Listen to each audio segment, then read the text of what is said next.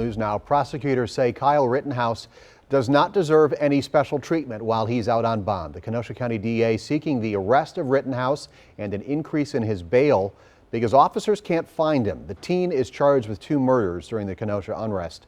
His lawyer says he's hiding out at an undisclosed safe house. Prosecutors say they want Rittenhouse held to the same standard as any accused criminal. We now wait for the court to rule on what happens next. Right now, new at 5, new details on a tragic story out of Washington County. 3 people there dead after a home invasion and then a shootout in Kewaskum. Ben Jordan reports. The Washington County Sheriff says 2 residents who live along this rural road were shot and killed yesterday by a person who is trying to steal their property.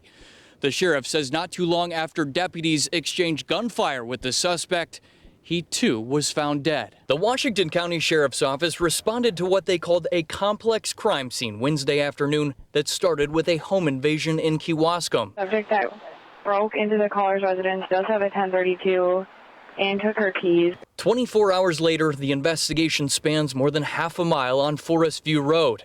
The sheriff says this tragic incident left 2 innocent homeowners dead. They're nice people. Jeff Walla says one of the victims was a neighbor he's known for decades. Nobody deserves it. Jeff says he was at work yesterday when he got a frantic call from his wife. She was watching SWAT teams swarm the neighborhood. There was a break-in right next door. Jeff says he later learned the suspect crashed his car on their block, then went door to door to find another car to steal.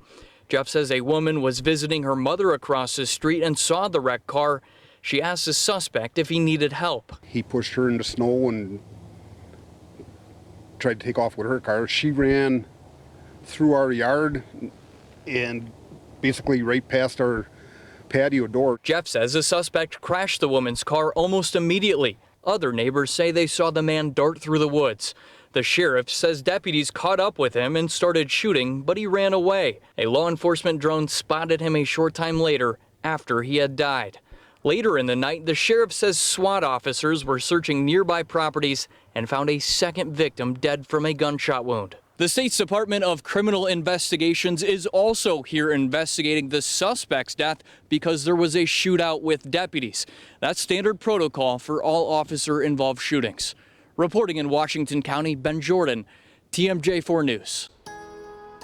Storm Team 4, another look outside at what's going to be a very snowy next couple of hours across southeast Wisconsin. Brian Goddard says this is the first of a messy, then frigid weather pattern. Break it all down for us coming up in a few minutes.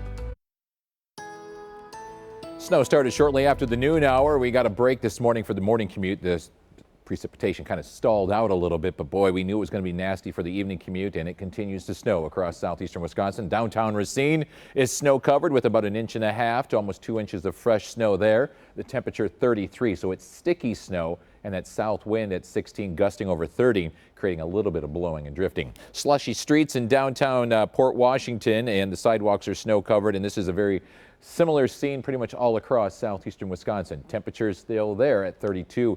Enjoy these 30s because you won't see that for at least the next 7 to possibly 10 days. Still looks like most of us are going to get that 3, 4, maybe 5-inch amount. 2-inch amounts right along the state line.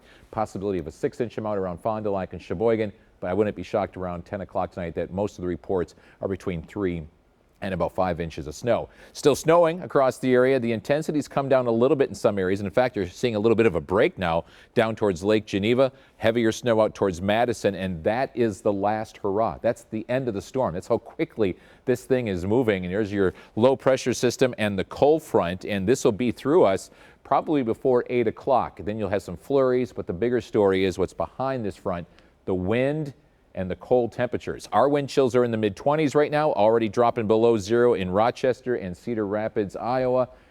That'll be here by 10 o'clock. We'll see those wind chills dropping below the below 0 mark.